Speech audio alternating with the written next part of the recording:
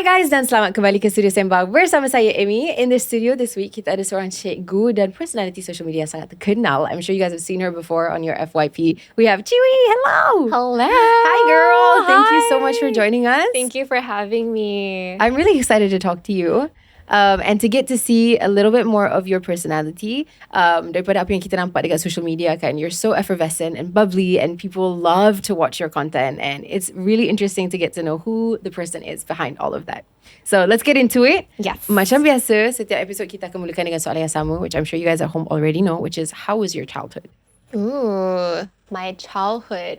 So I grew up in Kuching, Sarawak, and actually my dad is from Cebu. Mak I dia orang Singapore. So yeah, we grew up in a very small town. I'm the oldest of three kids. Yeah, I'm the oldest sister of two younger brothers. It's a very chill type of environment. So Kuching is like a bit kampong compared to KL. But yeah, I had a very close-knitted community growing up. That's really nice. Being an older sister is not easy. So Yes. I'm wondering if that's like, do you think that's where the responsibility comes from that eventually led you to becoming a teacher? I think so, because like ever since I was young, I always like take care of a lot of kids and like be with a lot of kids. Take care of my younger brothers, but even in like my friend group, I was always the oldest one. Okay. Yeah, How did so- that happen? It's just natural. Like all like the friends of my parents, all their kids are younger than me. Okay. Yeah, so I was always the oldest one. I guess I was just used to being around younger kids. Yeah. That's cute. She started being a leader from the youngest age possible. I did have a question to ask you though about your like fundamental years of life, right? Which is, how were you as a student? Ooh, I think I was a good student. Girl, I think you were a good student. Like, she was doing a lot. Okay, untuk korang yang tak tahu, you're talking to the head girl of the prefectorial board, president of International Christian Student Fellowship, secretary of Red Crescent. Like, what did you not do, girl? You were busy. You got all these from my LinkedIn? Yes. I should hide it on my LinkedIn. She's like, uh-oh. I'm like, oh, how did you know this? Once it's on the internet, it's there forever. Oh my gosh. Yeah, I think in school, I was very involved. Even in primary school, even though I didn't have the best grades, but like I was always doing a lot of things. So I like to be involved, I like to be like in leadership opportunities. I like to, I really wanted to have a good resume because I wanted to go to a good college. I think that was one motivation. But Okay. yeah, I enjoy it also. But that's a lot of responsibility for a really young person to be aware of. Yeah, but I feel like it was second nature to me. Like I really enjoyed it. I didn't feel like I had to force myself. Like I wanted to do these things. So I think just naturally I was a born, like I like Leader. to lead. Oh, Yeah. It's a self-motivation thing. It's not like you were forced into it or anything. It came from inside of you, which is the best and most sustainable way of it anyways, rather than it being a skill that you like develop later on in life, right? So my question to you is, at the time, you knew you liked to be a leader, but what were kind of your interests and what did you think your ambition was to be one day? Because I know that it wasn't originally teaching. That came much later on, right? Yeah. What was your like aspiration? If you had to write that down in class, what would you have written down? okay. What did I write? I think in primary school I wrote painter. But I cannot Painter? paint or draw. I'm very bad at painting or drawing. That's okay. We start somewhere. But I think when I was a teenager, my dream was to be a YouTuber. Okay. Because I love watching YouTube. I watch YouTube all the time. So I really want to be a YouTuber. But I think it's like an unrealistic dream, right? Like people will tell you, oh, that's not a sustainable career. Like you should do something more legit, like more serious, more stable. And so I never pursued it. But that was like my secret dream. Yeah, I totally understand. Did you have any idea of what type of YouTuber you wanted to be? Was it more lifestyle, beauty? Honestly, so previously I watched a lot of skits. So I like Wong Fu Production. Oh, nice. Yeah, or like Ryan Higa, Kev Jamba. Or like locally, I watched a lot of like Ginny Boy Yeah. and like the main thing. So like skits, so I always thought like, okay, I want to do skits. Or So I like wanna heavy do- on the production. Yeah. Wow. Yeah. But then when I started social media, it's a very different era of social Yeah. media. So Yeah, because our generation was kind of caught in the middle, right? It's like I grew up with the YouTube references as well, and now everything's transitioned to kind of like TikTok. YouTube's still around, obviously, but the way that content is made is super different. Like back in the day, it was all long form. Right. And now you've got so many different types of content that you can make as well. But I know that at the time you grew up in church and you were already really active in a lot of like content producing for church. And you took a leadership role there as well. Do you think that this kind of like community building activity kind of shaped who you are today? I think like church was very fundamental in my life because I spent so much time in church, but also having that really safe community where I could grow and learn and just like be myself. So I was in like church musicals, I was in church choir, I was always on stage. And my first exposure to being in front of an audience was because of church. So I think like that started everything, and that's how I think it equipped me to be in front of camera now because I've had like so much experience when I was younger. Yeah. Yeah. Well, did you never think of becoming like, I don't know, like an actor or a singer or something? Since church, I mean, it's very like theater based and performance and stories that are told, right? And it sounds like you played a lot of characters there. So was that ever a consideration for you? Or? I've always liked acting. I was in like acting club in high school. Like I've always wanted to be an actor, but I just feel like, oh, I've never like really tried it, or I've never really honed my skills properly. And I think the barrier to entry is a bit higher than like a content creator. But maybe one day, I would love to try. Yeah, it's never too late. You're still very young. Yeah. You've got a lot of room to figure out what it is that you want to do. In terms of figuring out what you wanted to do, I thought this was a really interesting story in your life about like faith and how you made the step into moving into education. Yeah. This was around the time you were about to go to US, right? And from what I've heard, because you've actually told this story like a few times now, but it was through prayer that you kind of had this like calling to pursue education, and that's what led to you picking education in the States. Can you like tell me a bit more about that? Because I thought that was really fascinating, because it seems to have been the right decision and how you've made it work for you later on. So how did that happen? Yeah, so I was 17, and at that time, picking what you wanted to study is like such a big decision, right? 100%. It's like, oh, that's the biggest decision of my life at 17. Of course. so I prayed really hard, and I really wanted to be sure about the next direction in my life. And before that, I've never imagined about becoming a teacher. I knew I was good with kids, but being a teacher was never like in my mind. It's not a glamorous type of job that everyone's like, oh, I want to be a teacher. Like my dream was to be a YouTuber. Like I wanted to be in front of the camera. Like I like that. But then I just felt this like deep, like it's like something I felt in my heart one day when I was praying, and like I just had this heart for education. And I was like, oh, that's a really weird feeling. And then in the process, as I was praying, I felt like a lot of people around me gave me a lot of confirmation. So they would speak upon my life and just tell me like, you know, you're just really good with kids, like out of the blue. And I started to realize, like, as I was really seeking for an answer, everyone was telling me I was really good with kids. And so I felt like, okay, like, I see the doors opening. I see this confirmation. And so, yeah, I decided. I just knew. I don't know how to explain it, but I just knew that I had to go into education. And after I went into education, I tried to leave many, many times. Because I'm like, I want to be in marketing. You know, I like to be creative. And I like to, like, you know, do something, like, because it wasn't what I originally wanted. Yeah. So I tried to leave education many times, but every time I tried to leave, something crazy would happen, and so I would not leave. So a lot of like random like story. I can share like a very I think it's pretty crazy story. Please. Okay. There was one time I was flying, and I believe it to be like a sign from God. Like, so one time I was flying back from Kuching all the way to the US.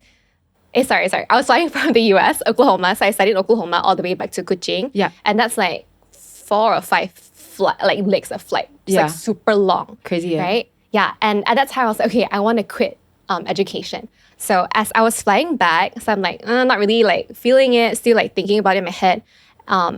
My flight got delayed and I had to stay overnight in another city. My baggage got lost, and it's just like crazy flight. That sounds horrible. It's horrible. So I think like normally it takes like 24 hours to reach Kuching, and it took me like 30 plus hours to reach. Okay, long, like very, very long flight. And because I was flying on my own, and like, you know, baggage getting lost and like flight transfer, I had no one to send me to the hotel where I was supposed to be at. Just happened, like all 4 flights, like everyone I sit next to was a teacher. You're kidding. That's crazy, right? How does that happen? I know. I was like, oh my God. And everyone I sat next to helped me out. So I was like, okay. I was like, okay, I'm not going to change my degree. Like, I got it. Like, yeah, like it's a sign, right? Yeah, I get the message. And so, and I think it's very crazy because if I didn't become a teacher, I wouldn't be where I am today. Like, I wouldn't make the content that I make, and I wouldn't like end up having my dream job, like starting, as a content creator. So I really believe that everything happened for a reason. I would agree. I think that like that's the thing about, I mean, when I watch your videos, that was the first thing that stood out to me is you have such a large personality and you're really, really engaging to like watch and view, which is not something that you would traditionally associate with being the qualities of a teacher, which is like a very service job that lives like outside of your own individual personality, right? But I also think that it's 2025 and we live in an age now where the definitions of all of these traditional roles are changing as social media infiltrates absolutely everybody's life. Yes. So now everyone's on social media. You can have the most traditional job ever and you're probably making some sort of content in your free time. So maybe this is the future and you're one of the people in the first wave of like changing that up, which is pretty cool, right? Yeah. Everything needs an innovation, period, right? Okay, so question about living in the States as a Malaysian from the very chill Kuching, Sarawak, right? Because this must have been a culture shock. I lived there for a while as well, so I have some personal experience of how different it was. I know you went to international school, so my question for you is, even though you went to international school, I'm sure that here you felt very like anglicized, very exposed to Western culture. When you reached there, did you still feel that there was a culture shock to assimilate in America?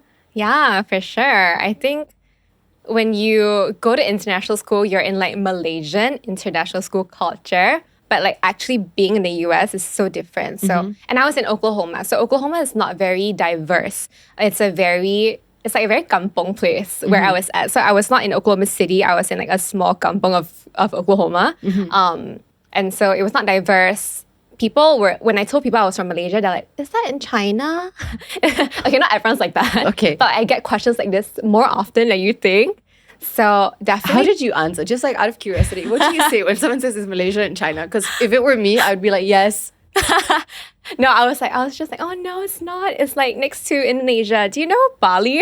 And they're like, I know Bali. I'm like, yeah, we're close to Bali. Okay. That's what I would say. Because like, I guess everyone knows Bali, right? So I guess we find the like landmarks or like Thailand. Yeah. Okay. Yeah. But it was hard for me to assimilate. I think in Kuching, I was in such a safe space and I really felt so loved and I felt like I could be myself. And then when I moved to Oklahoma, it was brand new and I felt very self-conscious. Like I felt like I didn't know how to like speak like an American, or I didn't know how to assimilate. I felt so weird and foreign, and like I didn't just like look different. I spoke different. Like the things I ate were different. Everything felt different. So I think I had a pretty hard time the first few years, but I think it's all in my head. Like I just thought that I was different, and so I acted like not super friendly. I was like very awkward. I totally understand. Yeah. Yeah, it can be really hard to experience something like that, especially in America where there is not a real lot of community for Southeast Asians specifically. And even if there are, they're from like the bigger Southeast Asian countries. So maybe you'll find some Indonesian people or you'll find some Filipino people, but it's really difficult to find Malaysians specifically. Yeah. So that you can all get together and eat roti canai. Like that does not happen. Yes. Yeah. There's no like you can't find Malaysian food in Oklahoma. Yeah. How many Malaysians were there at the time that you were there? Were there any others or were you just like representing Malaysia? It wasn't just me. Thankfully, the school I went to, they had a lot of twinning programs from KL. That's so nice. we have like quite a few Malaysians. I think when I was there, like 70 Malaysians, which is quite an okay number. That's actually a lot. Oh. For Oklahoma. That's more than I expected for Oklahoma. I'm so sorry, Oklahoma. Right? Like, not to underestimate you guys, but okay, that's cool. Yeah. So I had a lot of Malaysian friends, but like non-international friends, I didn't have a lot. Understand. Yeah. So I found my like safe space and the like international student community. Yeah.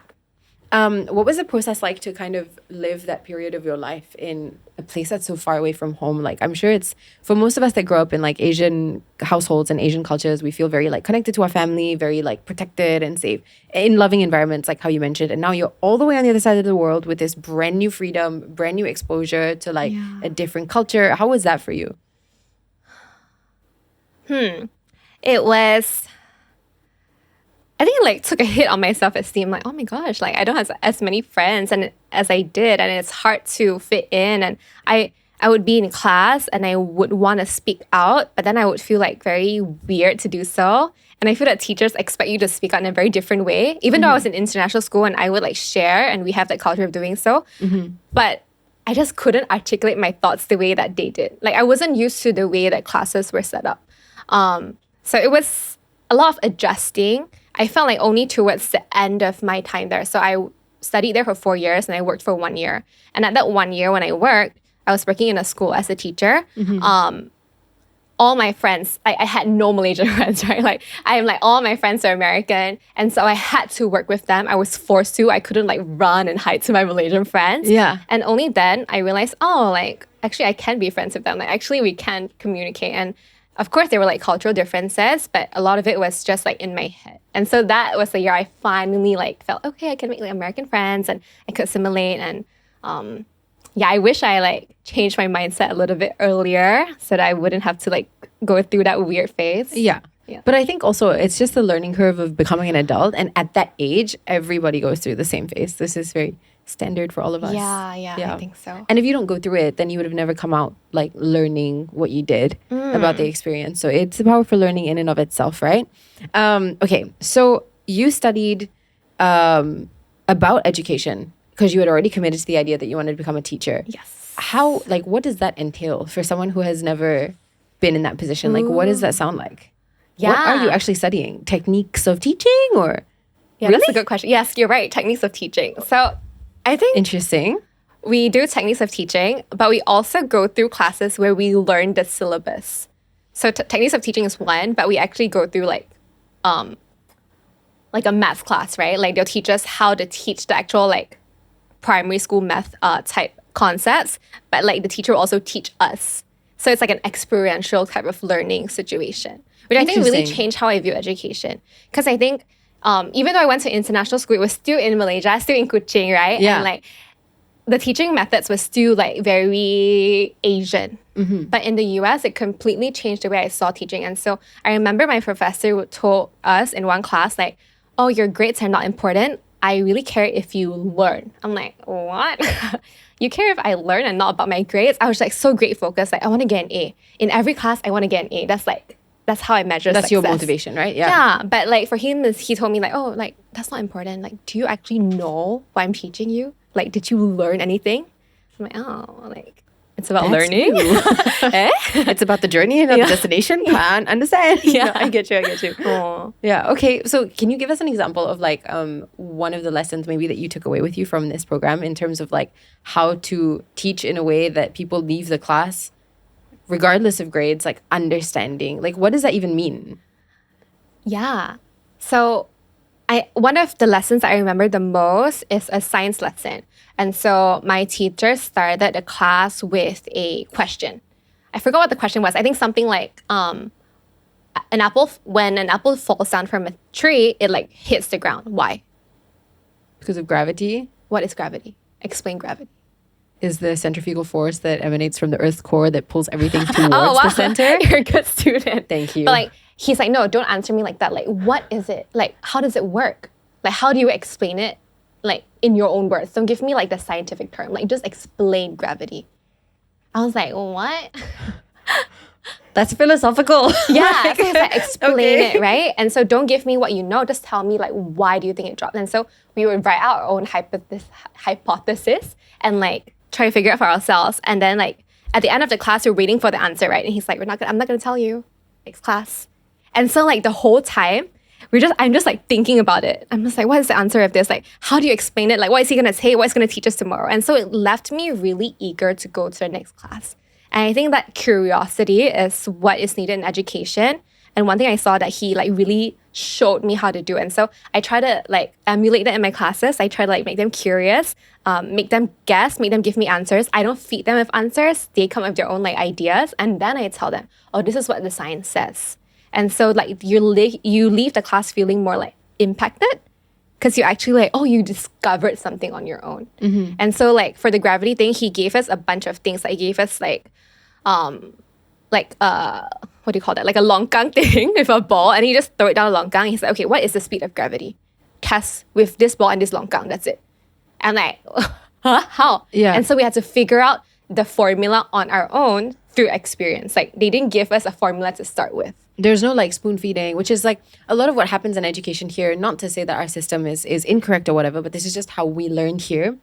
Is like you memorize and you commit it to memory, and now you know it for life. Do you need to understand it? No. Yeah. You just need to know that E equals MC squared, for example. Right. Right? But over there, it's like they make you want to know, so then you commit it to memory, maybe like easier and more long term. Because you learn it. You actually like, it's etched in your mind. You learn this thing, but not just like, you're not just memorizing something because you have to. And I realized a lot of my classmates there, when I talk to them, they seem like they know a lot more because they actually seek out knowledge. Whereas for me, even though I was a good student in school and my grades were okay, I just seeked out good grades. And so my grades were good, but now if you ask me things that I learned before, I don't remember because I studied for the grade. I didn't study to learn. So that whole culture was very different. So I try to like create an environment like that for my students so that they can enjoy studying and they like want to learn. Yeah. That's actually really powerful stuff, because if you think about it, it kind of makes complete and total sense, but I feel like it's a really difficult thing to execute, right? It's one thing to like teach so that people pass the exam, and then it's another thing that you also have to teach them. In a sense, you're teaching your students to want to learn and not just the information that they should be learning, but you're teaching them the life skill, I guess, of wanting to learn. Yeah. It's a complex. Yeah, I'm like it's not just about the information, like what I'm teaching. It's like creating an environment where they feel safe to learn, safe to ask questions, and you make them excited about it. Yeah, so I try to make my classes fun. I want to make them like enjoy being in my classes. Yeah. Yeah, so they like learning. I think you've made the whole of Malaysia decide that your classes are very fun and very enjoyable. So I would say that you are incredibly successful at that, achieved the objective. Okay, so I wanted to ask you about I guess like time management and how you manage to do that, because the girl, she don't rest. Like, I don't know how you're doing this. Like, even when you're on the other side of the world, you also were involved in like so many activities and organizations, like Global Leadership Ambassadors, Leaders of Tomorrow, International Christian Student Organization. You were also the founder and / president of the ASEAN Student Association, and you were Miss UCO International. Like, that's kind of a lot. Like, so you're going to need to do some explaining, girl. Like, how do you time manage, and how do you find the drive and I guess the motivation to do all of these things? Because if I were there, I'd probably be in your position, super distracted. I would want to go and experience all of the fast food joints and like, you know, do all of the social things that are so different from our culture here. And I would probably get so wrapped up in that I would never have achieved half of the things that you achieved. So like, how did you do that? I think I was like a poor student and I was in a very like boring place and nothing else to do. That's one. Okay. But I like enjoy doing things. I feel like I don't know if I have like ADHD, but I cannot stop. And so I like being on the go. And so all these things felt very fulfilling to me. I think you can see a pattern in my life. Like I was like that in high school and also like that in university. Yeah. Yeah, which is a really great way to be, actually. My question is like, what was? I know there's like this internal feeling of like you always want to be doing something, but what was the goal output of this? Was it like I want to be like the best teacher ever that I can be, so I want to apply myself as much as possible, or was it like this is gonna look good on my resume? Like, what was the motivation behind it? Or is it just like, this is my one life, I want to give it absolutely everything that I've got? I think I just like achieving things. And so to me, it felt like milestones that I just set for myself. Like, okay, I just want to do it. And so I put my mind to it and I want to accomplish it. And I felt like, I mean, if we were to talk a bit deeper, I felt like being successful gave me a sense of self-worth. And I feel like now that I'm older and I look back as to why I was like that, it made me feel like valuable. It made me feel like smart, worthy. I think that's unhealthy, but I think that was my motivation of like, okay, I feel like I accomplished something. I feel successful. I feel like, I didn't just like study. I did more than that, and that made me feel good about myself. So it was more like an internal thing that pushed me. Yeah. No, I can totally understand that. I think like in so many ways I can relate to what you're saying, in the sense that it's like, it's almost like every time you achieve this milestone, even though maybe to other people it's like, what is this, and like why, but to you it's like, I'm earning self-respect here. You know, like I'm taking these things off, and every time I do it, I'm like, yeah, yes. Actually, I can laugh. Yeah. Cool, right? So no, I get it. I totally do. Yeah. Okay, well, good. That's awesome. I'm really proud of you for that. And then, okay, also another thing that I wanted to ask you about, right? 2018, you were the representative for Teach for Malaysia at the UCO campus and within the Oklahoma community. And you basically were advocating the needs for education equity in Malaysia, and also recruiting graduates for Tech for Malaysia's fellowship program. So my question to you is, what is educational equity in your opinion? Ooh, wow. I know this is like super deep, but I read this and I was like, I'm confused. Educational equity, like in what sense?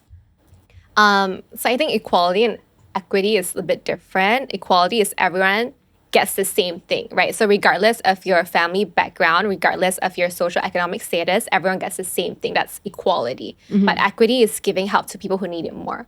So example, if someone is in the B40 like segment and they need extra help with education, how can we make sure that they get the same type of education as someone who like can afford a good education? And so equity is like making sure everyone is on the same level playing field regardless of their backgrounds.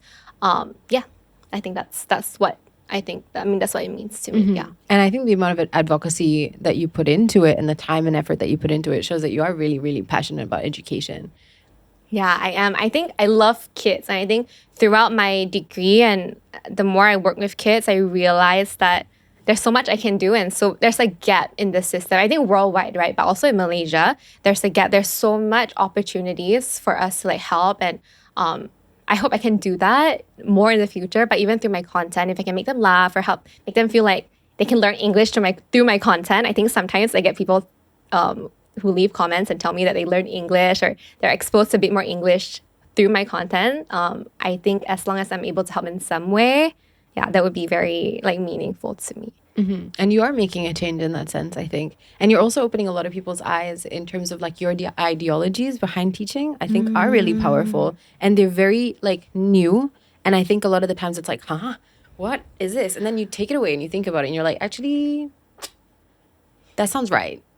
Maybe innovation needs to happen in the education space. I would agree with you, actually. Yeah. I think one thing that is the most meaningful to me is I get people who DM me and tell me that they entered the education sphere just because of my videos. They decided to be teachers because of my videos. And they realized actually teaching can be fun. A lot of times people think teaching is like a very stressful job, like the kids are crazy all the time, which they are. But I'm glad that through my videos, they can see the positive side of working with kids.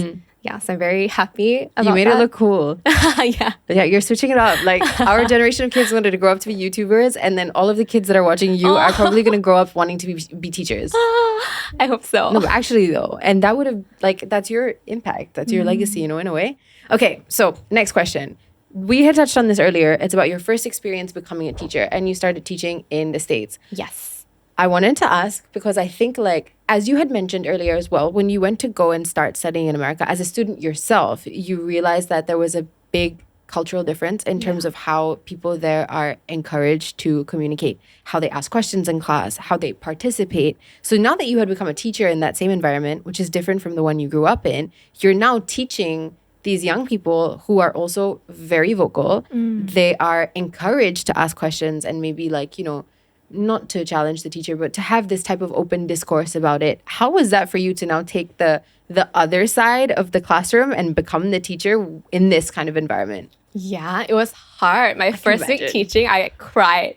I cried because my first week teaching, I was teaching first grade. Yeah. That means all these kids, like primary one, like all the kids that come in, this is their first time in school, most of them. Wow. So they've never been in school before, right? And I had one kid, he was super like restless, and I would try to get them to line up for lunch, but he refused to line up. And so I thought that if I punished him, then he would know and like not do it again, right? Yeah. Like that's what I thought. Like that's what we learned. Like that's our experience, right? Like, okay, if you don't do something, get punished, and then you're scared, so you don't do it again. Yeah. So like second nature, I did that. But that like made him so angry So he started to flip all my tables, tear all my papers, and break all my pencils. It was just me and him. And I was like crying. I was like, please tell me what I should do. And he like obviously didn't care that I was crying, right? And so slowly, as I learned how to change the way of teaching, because you're like shook. I'm so sorry. There is no way I would have lasted 10 minutes. He would have been starting to flip the tables. I'm like, I'm out, bye. Somebody help.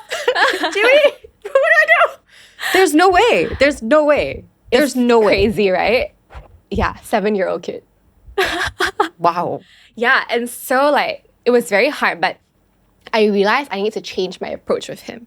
And so like being firm or like scolding and punishing him wasn't working. And so I asked my other teacher friends. So I used a different approach. Every time he was doing something right, I would praise him very loudly in front of class, in front of everyone in class. And so instead of like negative reinforcement, I used positive reinforcement. So I'm like, you're doing such a good job. You're so well behaved right now. Everyone like, his name is 𝙁𝙃𝙄𝙎. So 𝙁𝙃 like is doing such a good job right now. Let's give him a round of applause. And so he like loved that positive attention. And so every time I would praise him, he would be like that. And he would like start acting really, really... Best kid in class. Yes. And then a few like months later, he gave me a hug and said, I'm just getting used to school and I'm starting to like school now. And I think realizing that I can use different approaches with kids, and I think American kids are not as like scared of teachers, like they express whatever they're feeling and they feel free to express, and using this approach really made me learn like, oh, I don't have to be like super harsh on them all the time. Like I can use other ways to make them behave and follow instructions. And so I like implement some of those in my current classes. I think that's the most impactful. Like, yeah, starting as a teacher was hard, but like slowly learning, yeah, I think it got better over time. These are like, actually, do you know what's so crazy? These are super complex, like psychology-based theories, right? Of negative and positive reinforcement and what works. And they're so applicable to not just children, but also to adults in so many different settings. Yeah. That it's kind of, it's wild that you're implementing this stuff at like the youngest possible ages. And it's a lot. Yeah. And in a class, do you have to take on like every single child's personality in terms of trying to shape them or help them in their educational journey? Is it like a custom thing in a class of 30? That's a lot. It's a lot, yeah. But in the US, one thing that's different than schools here is that one teacher, especially for the lower grades, one teacher stays with the same class the whole year. Okay. So I teach every subject and I know the kids very well. So I see them every day, 8 to 4 every day. Like, I had no idea. Oh. Wow. So you must be like really like, so I know them their super teacher. well. Yes. How does that work for you? Like, for example, you were there for a year. You've done all of this stuff. I think like if I was in your position, and firstly, I would not have been able to successfully teach. Was his name Khalil? Yes. No. I mean, I love children, but I don't have the patience, honestly, right? But if I were in your position, I had done that successfully, and then he had come up to me and given me a hug, like, that's the most heartbreaking thing to ever walk away from. And like, so after a year of you being there, was it a year you come back to Malaysia? Yeah. So the first question is like, why did you choose to come back to Malaysia? And how difficult that must have been for you after forming so many close relationships with these kids that look up to you and end up being like your kids, like they're your kids in your class, right? There's so much ownership over that. Yeah. So I think the saddest part is when I had to leave, it was COVID. And so I couldn't see them and I didn't say goodbye. And so I just like had to leave. I told their parents, but like, and I called some of them, but it was very different. Did you call Khalil? I did. What did but he he say? Doesn't care. He's just like, I think he was doing a TikTok dance when I called him. He was like, Miss, they call me Miss Ting. Miss Ting, I'm like doing a TikTok dance or something. Like you know, kids, they're just like, Oh no, I totally get it. Oh my gosh, that's crazy funny. though. Yeah. So because of COVID, you had to leave.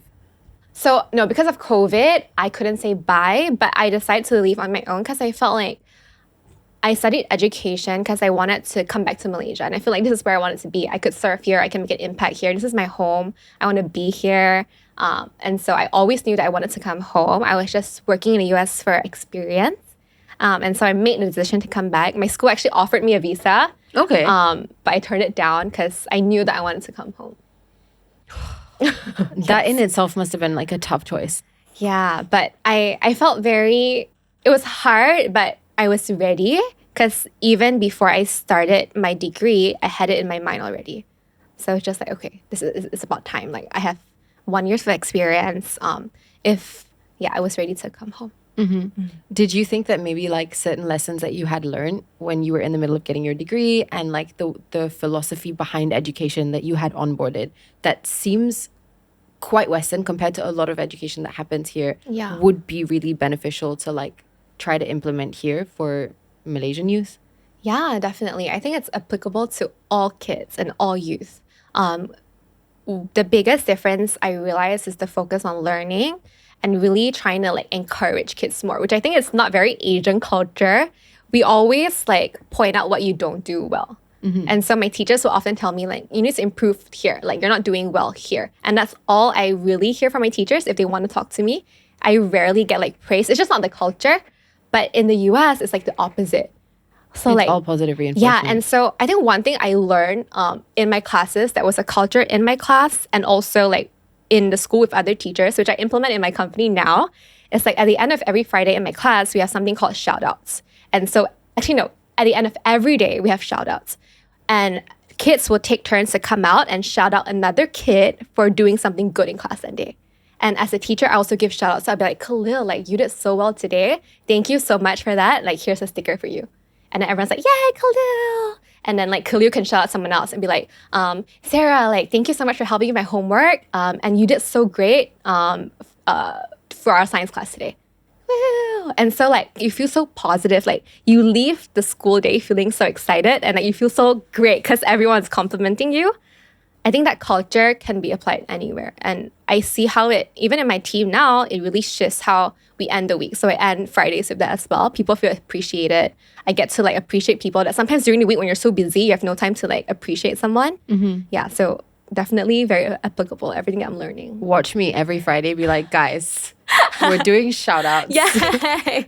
No, but this is actually, it's genius stuff. It works in terms of like across all aspects. When I hear you talking, I'm not a teacher, but like as somebody who like works and has a business and things like that, I think they're genuinely applicable there as well. Yeah. I feel like I would be really happy if I came to work and people were like, we're shouting out Amelia today for like just showing up on time. Go girl. Yeah. I would be feeling really excited about my day too. Right? So I think this is like, it's brilliant. And I think if this stuff is taught at such a young like foundational age, then that might really help kids nowadays become more positive people, train them to see the good in a situation, train them to find a way to show gratitude on a more regular basis, which therefore leads to like a happier mental state consistently, hopefully, and these things are important to learn at a really young age. Yeah, and then you feel confident about what you can do. True. And then you want to do it more. Correct. Yeah. Okay. So you came back to Malaysia, and instead of going immediately back to teaching, you interned with YB Henna. Yeah. Yeah. So that's kind of like a sidestep into politics that like, whoa. So random. A little bit random. Was this because of like, was it a COVID related internship position? I have no idea. Like how, yeah, see. Okay. Okay, talk us through it. Okay. So I told you I kept trying to leave education, right? Yeah. So I was like, okay, I knew I was going to come back to Malaysia. Was this where you met all the teachers in the flight? No, that was Okay, before that. okay, I just okay. kept trying to leave multiple times. Okay. So I'm like, okay, you know what? Maybe I can do politics. And that time, YB Hannah was in the Women's and Children's office. And so I was like, okay, like I love children. I want to serve kids in another way, maybe not in the classroom. So let me try this out. But when I was there, when it was time for my internship, they already like lost power, so they're not in office anymore. And she was just an MP. So I was interning in the member of parliament. Member of Parliament. Yeah. So it was just something that I wanted to do. I wanted to see if politics was something that I would be interested in. We did a lot of different things, and I realized that it really gave me a deeper understanding of Malaysian politics, which I didn't have any exposure to. And I saw how much they really loved the people. So I had a really good experience there. Everyone who worked in the office, they truly believed in the cause. They truly wanted to serve people. And I've never been in a healthier office ever. But yeah, I think I learned a lot about like serving people there. But then ultimately I realized politics was not for me. Yeah. And so it was just an experience, something I wanted to learn from and see if I would be interested. I think like, okay, correct me if I'm wrong, but from what it sounds like, you knew that you wanted to somehow be involved in education and helping kids. Yeah. And there's a lot of different ways you can do this. Yeah. You can be a teacher and then sit there with the kids every day and help them in that manner. Or maybe you can do something that's like a lot broader. For example, work in, YB Hannah's office. And then that's also helping kids, but on a much, much more like macro scale. Yeah. And you can reach more people, but you lose that like one-on-one. Right. Was that what you felt like you were missing during your internship that caused you to go back to teaching? Yeah, I think like my strength is interacting with kids and being with kids and like policy making and all that kind of stuff. Like I realized that wasn't my strength. Like I was passionate about it, but it wasn't really me. So like I appreciate everyone who works really hard and does it, and it was great to watch them do it. But yeah, I realized that was not really my strength. And I'm sure you must have missed it. So you then go and continue teaching. Yes. So before you went back to teaching, was there not a single consideration about anything else? It was like after your internship, it was, am I going to go straight back into teaching? Or did you think about doing anything else during that time? So I actually applied for a nonprofit at the same time as I applied for the teaching job. Ooh. And I was really set on the nonprofit. So when I applied for the teaching job, I told the principal I actually like have another job offer, but I would just like, I didn't apply for a teaching job actually. So someone from YB Hannah's office referred me to a teaching job. And I was like, no, I don't want to be a teacher anymore. Like I want to do other things. Yeah. But I got both jobs at the same time. I got both offers at the same time. I didn't really want a teaching job. But then the nonprofit job that I applied for, they didn't give me the job scope that I wanted. And so in the end, I went back to teaching and took the teaching job. And then I was teaching secondary school. So it's a bit different from what I studied. And that was a whole new challenge because teaching secondary school kids is different. Is it harder or easier than teaching kids? Harder. Really? I don't know, would you prefer secondary or primary if you could pick? I think I would prefer secondary. Oh. Yes. Why? Yes. Shaz is shaking her head. Like, who do you teach, Shaz? Like, I'm just asking her. I think it's because, this is true. Teenagers, right? Like, I don't think I should be a teacher. Yes. I think that's the takeaway for me. But, interesting. Why would you say that secondary school kids are maybe a little bit more challenging than primary school kids? I feel like I'm better with younger kids because I know how to get them to pay attention. And I think that was what I was trained at. But secondary school kids, they have a lot of their own opinions and they like talk back. And so I'm like, I've never taught Malaysian secondary school kids before. And so it's like a brand new thing. And I started the school year online. It was COVID. Oh, no. Yeah. And it's like, here's your new teacher. And they don't even get to see you. I can just imagine the teenagers just being like, online class. Because it's their first time as well, right? Yes. I'm sorry, teenagers. I'm not like, I would be that if I were in your position. I totally get it. Right? I just wasn't in school during COVID. Yeah. So I get you. It was hard. And during online classes, they would not turn on their cameras. And like, I would be like, Jason, are you there? And like no one would reply me. No, because they just turned on the camera and they've disappeared. Yeah, they're probably sleeping or something. I think it's very common. All teachers experience this during COVID. Okay, yeah. And so I was basically live streaming because no one would reply me, right? I'm just like talking to myself in the camera. Sometimes they would reply me on text. Some kids would reply, but yeah, I think a lot of teachers experience this during COVID. But it was a very challenging time. I mean, like in the students' defense as well, I would have hated being in school and needing to do it on a computer when I'm at home, Yeah. And like I'm not allowed to leave and like everything's like halted. And now you're telling me I have to like watch school. Like, really? Yeah. I can understand like from both perspectives, right? What that experience would have been like and super challenging. Right. But for you as your first experience teaching secondary kids, I'm sure it must have been like challenging. It was a different type of challenge. Like after class, I could like shut my computer and like forget about it. But it's like hard to get them to be engaged in class. And I'm like, I learned all these like cool things in the US and I want to do it now. But now it's a different age group and we're online. I think that was a challenge. But yeah, I think after like teaching secondary for a while, it's different. And you actually become like more like friends. And the things that they share with you are different. And you can communicate with them and more like an adult level. And so I really appreciate those like relationships that I make with my students. And even now, my students who graduate, like we still keep in touch and I keep in touch with their lives and they're adults now, they're in college. So it's like very nice to see that and to be able to witness them graduate and grow. That's very cool. And you're so young as well. So you're actually not that far apart in age from the kids that you're teaching. Yeah. When I'm in school, if I dress like them, I look like a student. Oh, my first day on the job, when I went in to get my books, the other teachers were like, are you a student? Are you here to get your results? I'm like, no, I'm the new teacher. That's actually a huge compliment. Yeah. You should just been like, actually, yes. No, it's a compliment, right? Yeah. Okay, cool. What subjects were you teaching during this time? Because I feel like you've taught like several from what I've been able to research, right? Like life skills. Then suddenly you like also teach science and tech. Yeah. You design technology.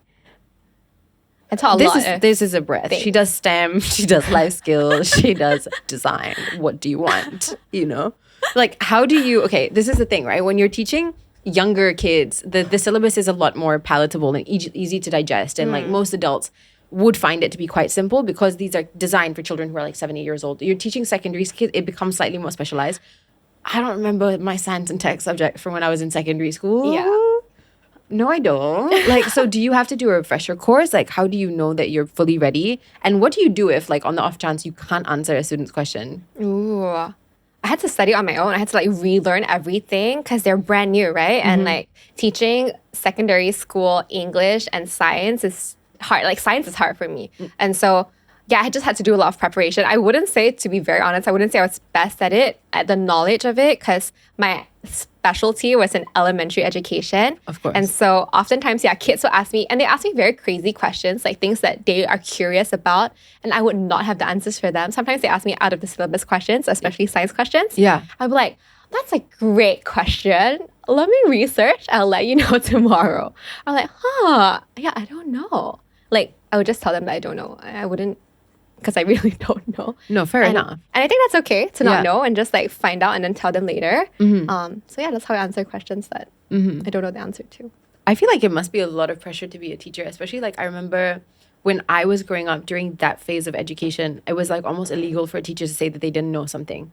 Students must not know that teachers are allowed to not know things, right? Which also kind of is really unrealistic and doesn't eventually teach the lesson that like, okay, it's okay to not know things and it's okay for us to take a step back and like go and do the research, and that's what makes it fun, right? Yeah. So that part was kind of missing, that I think like nowadays with teachers, you see people being more open to different styles of teaching and like doing it together and making it feel more community based, I guess. Is that kind of accurate? Yeah. And I think like I also had good models of teachers growing up who like were very open with that. And so if they didn't know something, they would say they didn't know. And I think it taught me that, oh, it's okay. Like, you don't have to know everything. And sometimes my students will answer questions on my behalf because they know and I don't know. And I totally feel okay with that. Like, I don't feel like, oh, I should know. It's like, oh, it's an opportunity for me to learn as well. Oh, that's very cute. I can just see your students answering on your behalf. It's very, very cute. At least someone knows. No, of course, right? Okay, my next question is... what is maybe the most the most out of the box, couldn't make it up even if you wanted to, a question that a student has ever asked you in class? Can you remember? Out of the box question. It's mostly like I can say, right? It's like a bit inappropriate. I think I made a video out of this. A primary school kid asked me like, because we're talking about puberty. And so like, why do women have breasts and men don't? I'm like, and I was like, well, it's for milk. Like when you have kids, like, like women need to produce milk for the kids to grow, and it's like food for them. I just answered in a very like serious way because I knew they were trying to like mess with me. Were they trying to mess with you? I think so. It was a boy who asked. I was like, I just answered very seriously. So kids ask me crazy questions like I feel like you handled that really well though. What was his answer? Just out of curiosity. He just like, oh, okay. Oh. He didn't try to, I was like, oh, thank God. You know what? He is never forgetting that information. He is never forgetting. The following week, he had a whole conversation with his friend about it. I bet. And they were both like, hey, do you know why girls have... It's for milk. Yes, actually, my teacher told me that... how much you want to bet, right? Which is actually really cute. And it's important that kids also learn the science behind it so that they know that they can destigmatize these things within their mind as well. And they have the education. And so it's not like a laughing matter because this is real life stuff that one day they're going to have to know. And good that they learn from somebody that feels safe to tell them these things in a really healthy, positive way. Yeah, like You I didn't handled want that to really well. Thank you. I didn't want to like scream at them like, don't ask me questions like that. Yeah. You know, because they can be curious. Of course. And like I would be curious too. We've all been there. We all want to know these things. And it's like, who do we ask? Yeah. Like, is this a weird thing to ask? And then maybe he was just trying to do it on purpose. Maybe he already knew. But whatever it is, like he got the answer he was looking for, right? So now we need to talk about social media because I think this is where things really took a turn for you. Even though you had tried to like run from education or try to find a different angle of how to like go about your career, I can kind of understand where you're coming from because I remember when you talked about your childhood, one of the things you were super passionate about was becoming a YouTuber. Creating content seems to bring you a lot of joy as well. Yeah. And there hasn't been historically a way that you can create content and also be a teacher. But if there was ever going to be a time where these two things can exist together, it would be 2025 or 2024 or 2022. Was it that you started? Yeah, I think around there. So that's really the time where these two things can finally like converge in a way and you can have both. So do you remember what it was like to see your first TikTok go viral? I know that had nothing to do with teaching. It had to do with your trip back to Kuching, right? Yes. But what was it like? What was the feeling like to like have that virality in terms of content that you had made? Did it feel really like, oh, I really enjoyed this. This is what I also really wanted to do. I was like, oh my God, people want to watch my content.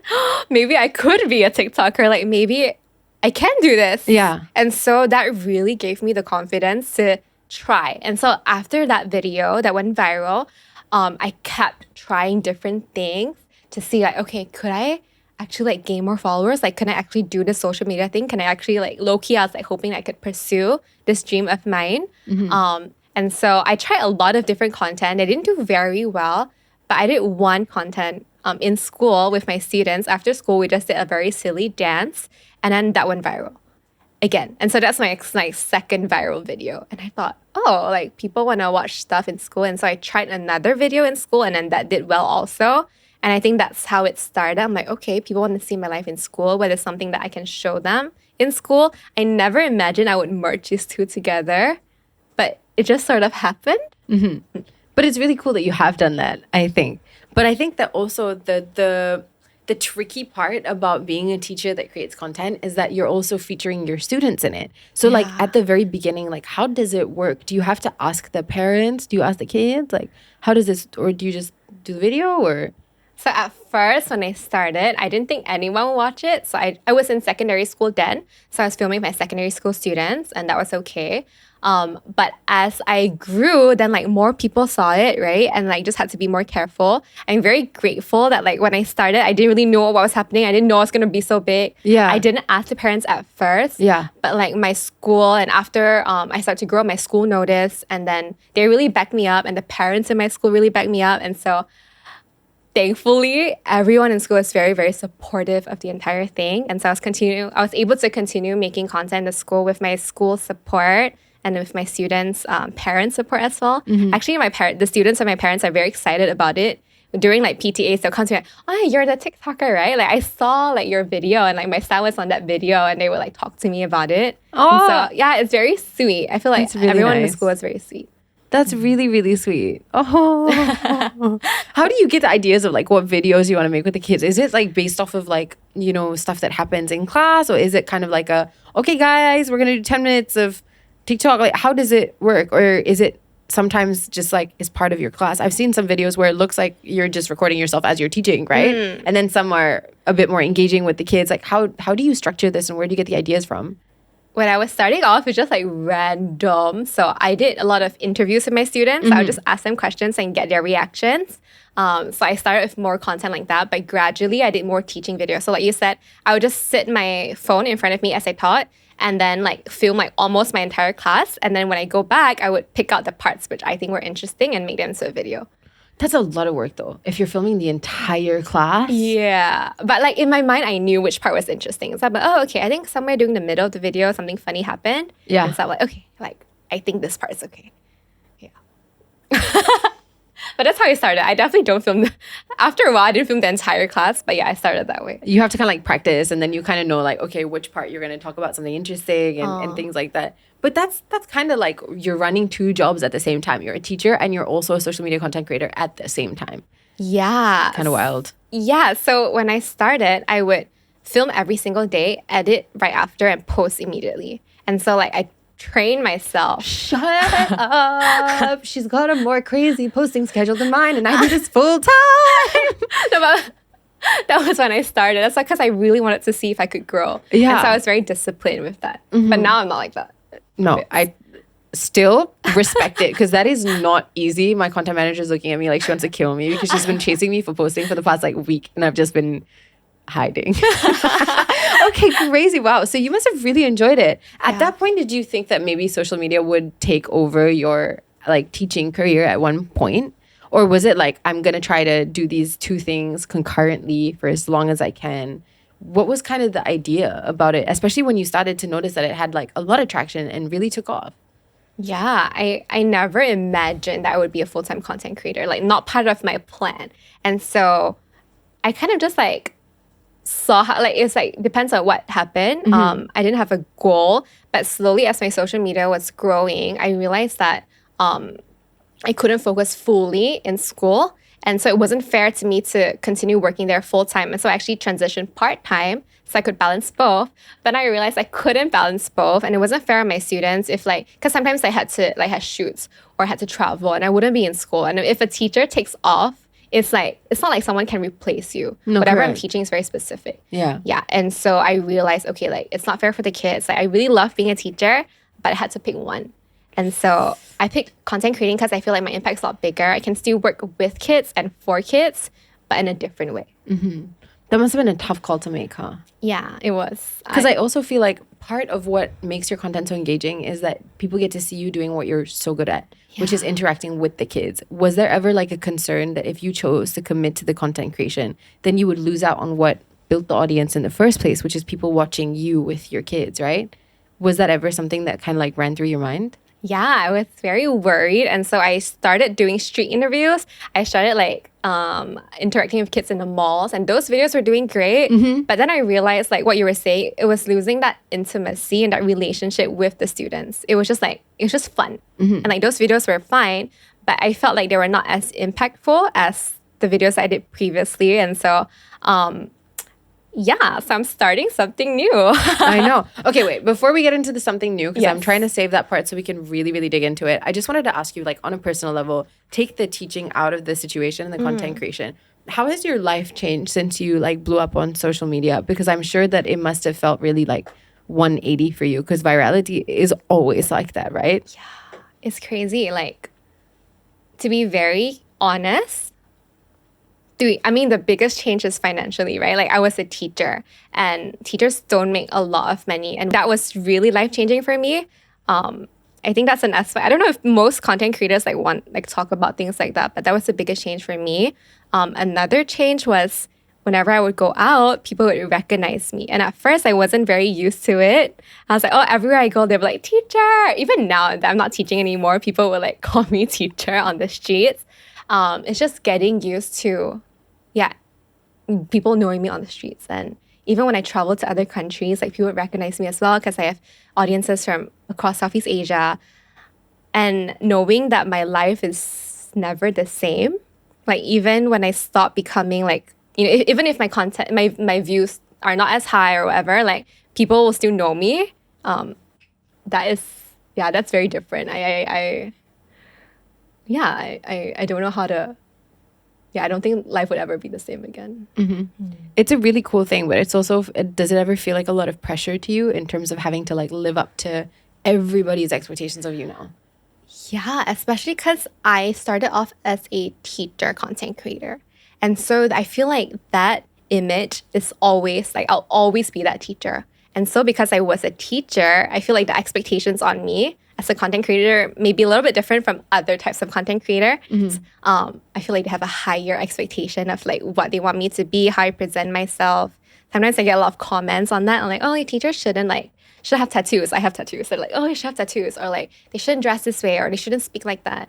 And I had to take some time to get used to comments like this and have people have comments on my life.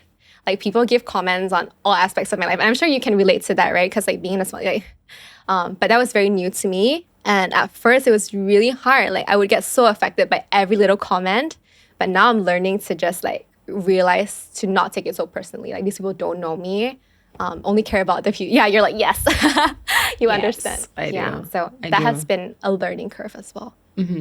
I think like honestly social media is just a place where everyone feels validated in their own opinion, but that does not mean that you need to onboard it if it doesn't suit your life, because at the end of the day we're all people, and it's really easy to lose sight of the fact that your favorite content creator is a person because you just see them as this little human that lives in your phone, but they're actually a big human and they have their whole, like they have an entire life that you know nothing about, right? And so it's important, I think, it's like a give and take between the content creator, because obviously anyone who makes content is really grateful for the audience that supports them. But at the same time, from the audience's perspective, like you're still responsible for every comment that you leave behind, regardless of whether your name's attached to it or not. There is like a check and balance for these things. Right. Regardless of whether you feel like you can get away with it because it's like an anonymous account. I know, it can be very crazy sometimes. It can. Yeah. So speaking of which, you have, obviously, because you started as a teacher, content creator, I wouldn't say it's difficult for you to transition and become anything else, but it's like, why would you want to? Because you're owning the space and you're killing it and you're doing a really amazing job. And you announced that you're taking a step back from teaching, but you have a new project that's coming in the works and it's really freshly launched. For those of you who are watching, what is the project? Can you explain it to us? Yes. So after I stopped teaching, actually I spent a year trying to figure out what to do next. And I wanted to try different things. I'm always trying to escape this teaching thing until now. So I tried doing lifestyle content. I tried like exploring different things. So I had this year of like exploration. And then I realized that, okay, you know what? I think my calling is in education. I think that's what I'm good at. And that's where I can make the most impact in. So I'm starting a YouTube kids show. I think it's brilliant. Yeah. And I think that's one way that I feel like I can have more impact through my content because it's long form. I get to actually have constant kids that come on the show. I can interact with them. We can still have that relationship that you see with my teaching videos, but now you'll be able to see the kids even more and I can highlight their personalities even more. And so I want the show to be really fun and like entertainment, but we'll have like small like lessons in between. So it's enjoyable to watch, but also you can like learn something from it. So it's edutainment. It's edutainment. I would say it's mostly entertainment, like a little bit like subtle education. And it's designed for kids to consume. It's for kids, but also adults to consume. So I try to make it like fun for everyone to watch. So it's something that you can watch with your family. It's not just like for kids. It's not a kid-ish show. It's more like a show with kids. I think it's a genius idea. Is Khalil showing up? Is he one of the kids? No, I wish he was. I like this boy. I wish he was. No. Where did you find these kids? Are they previous students of yours? Are they like friends' kids or like, you know? So one of them is a previous student. The rest of them, we actually had an open casting call. And so their parents signed them up. And so then, cute. Yeah, they came in for an audition and all that. Oh, that's so cute. Yeah. Oh my gosh. How has it been so far? Have you shot the entire thing? Like, Yes. Are you shooting and then is it seasonal? How many episodes are you making? Or is it like your weekly until you just, how do you do it? Yeah, so right now we have the first 5 episodes ready, and then we're continuing to film the rest. But yeah, the first 5 episodes are pilot episodes. Those are ready, and those will start coming out. I think first week of April will be our first episode. Nice. So yeah. Congrats. Thank you. Oh, that's so exciting. Okay, bit of a business question if you don't mind answering. Is there a reason you wanted to put it out on YouTube rather than I don't know, hosting it, producing it, but selling the concept to a network to broadcast? What was the kind of idea there? Yeah, honestly, network. I've never thought about selling it to network to broadcast. I've always loved YouTube and I've always wanted to be a YouTuber. That's one motivation. But I also really love consuming YouTube long form. And I think kids spend a lot of time online, whether you like it or not. And so I want to create something that kids can watch that is fun and wholesome and kid appropriate. And also, I think YouTube has a stronger loyal following. When people watch YouTube, people follow you more, and I feel like I can share a lot more on YouTube. When I do short form videos, they're really short. And if I want to have a lesson, then the entire like reel becomes a lesson. Now I can like just insert it in the long form content, and I think can show a lot more of my personality. And so I feel like, yeah, it's just something that I think is a good next step for me. I'm so excited for you. Thank you. I feel like you have like the exact type of personality that sounds like you're about to make anything you do really successful, and I love that for you. I try my best. No, but I really do, and I'm so excited to see the show happen. I think it's a genius idea. I think like I have so many ideas that I'm just like, I think you should do. Like, you know, like the kids react to things. Like, that's so cute, right? We're doing stuff like that. Oh, nice. Yes, okay, great perfect. idea. Yes, okay. Perfect. I'll watch for sure, even though I'm like not really eligible. So I'm not a kid, but whatever. She said it was for everyone. So yeah. Thank you so much for spending time with us. Actually, I do have one last question before you go. Okay. Is being a mom something that you'd want? I know this is like a super cliche question, but like you're so good with kids. And I feel like if you were a mom, you'd be able to just like, because you would be with them all the time. They're your kids. Like these kids are going to grow up to be the most emotionally mature, like stable, healthy mindset kids ever. Is that something that you want to do? Is that ever on the cards for you? Yeah, I think that's my life goal, like be a mom thing. Yeah. I would love to have kids. And I think because I work with kids so much, it makes me want to have kids more. Or maybe sometimes it makes me not want to have kids because I'm like, But you really get the like up close and front row experience to what having kids is really like. Yes. But you get the return policy. Correct. This is great. I know. Yeah, but like, I think it gives me a lot of practice. So I feel a bit more confident in becoming a mom. But yeah, I would love to be a mom. It's definitely something that I really want in my life. No, that's very Good sweet. question. Okay, well, before we finish the episode, we do have a rapid fire section. This is the one that I did not brief you on. Okay. So let's do it. Are you ready? They're all super spicy. Okay. Okay. First question is, if you could continue to study something just because you can, what subject would you choose outside of like education? I have to answer really quickly. I mean, nah, it's up to you. Psychology. Okay. I think that's aligned. I think it would help actually with teaching. What is your go-to classroom song for when things get crazy? Or like activity? I don't know. I have like a callback. I guess I use with my students. And so whenever I say waterfall, they say shh. Oh, I've seen this. Yes. So I have a lot of different callbacks that I use. So sometimes I'll go like, what's another one that I use? I'll be like, this is how we do it. And they'll say, this is how we do it. Shh. So we like try to make it fun in class with like different callbacks. Look at the kids' references nowadays. If my teachers made me saying this is how we do it, I would have been so like obsessed with my teachers. I'd have been like, yes, you rock. Yeah. Damn. Times have changed. Okay. What was your favorite subject in school? I really like geography. Okay. Yeah, because I feel like it's the study of people and the study of like the earth. Yeah, I enjoy that because I feel like I like the people portion, like studying populations, things like that. Okay, understand. That is a very interesting reason to like geography and not one that I've ever heard. Like normally people who say geography, they're talking about like topography or like, you know, cloud research or like Yeah. She's like, I like studying populations. She was doing market research before it was cool and called it geography. Okay, if you could have any superpower related to teaching, what would it be? Mind control. That's an obvious one. That is, yeah, that's an obvious one. Pay attention. Yeah, it's just like, memorize this. Yeah. That would, if it was me. But, okay, next one. Do you have any hidden talents? Hidden talent. Like, are you a karaoke fiend? No, I can do this.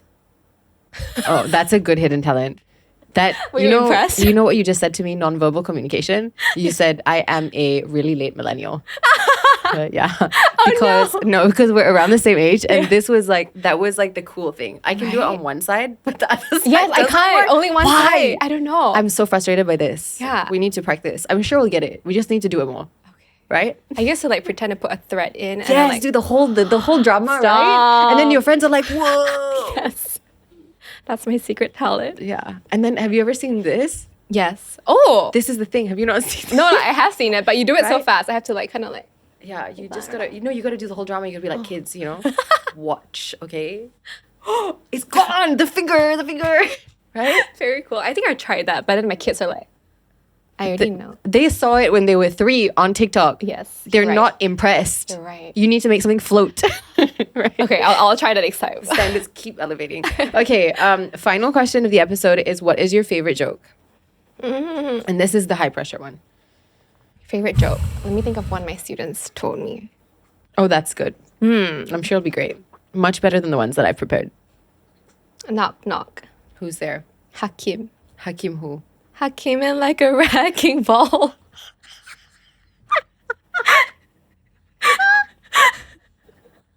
I think that's my favorite. This is so good. And honestly, from all of the things, I did not think I was going to go there. I was like, whoa. That was really good. Thank you. Oh man, I wish my name was Hakim just so I could just like give this knock knock joke, you know. Oh, damn it. Oh, that's so good. Mine are just so bad in comparison. You know what I mean? Like, how am I supposed to follow that? What? Okay. Why did the biology major break up with the physics major? Because they had no chemistry. Yes. See, it's not good. What do you call high school kids who weren't able to go to school because of COVID-19? Ooh, I don't know this. Let me try to think.